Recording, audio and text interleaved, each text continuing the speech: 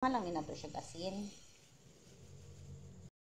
Ang tag-asin, pepper, seasonings. Ang seasonings depende na sa inyo ha.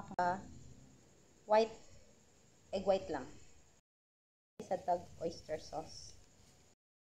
Honey gamay. Kay wala koy brown sugar, ang butog asa ni adto ang brown sugar. So butang tag honey. Gamay ra gud. Po data og flour. Pang bind lang ni siya ha, dili gyud daghan.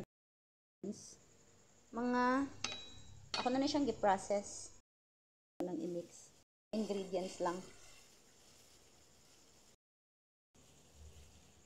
So, okay na siya. Atong din dynamite.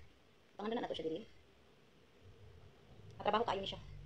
Dili siya dali buhaton. Need og pasensya. Kung walay pasensya aray, di ka makabuhat og dynamite. Ay. So, wala man siya og na cheese pero wala man tay cheese. Iko man siya.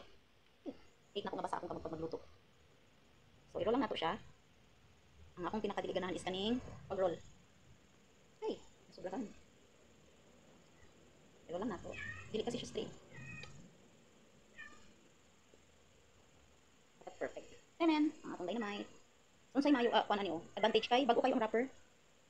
So, magdikit na siya. Product sa atong dynamite. Wow. Di ba daghan siya pero ang balak siyang gilain kay ako siya. Ako pinakagan. Tadan. Perfect. Effort lang bigay siya pero that's fine.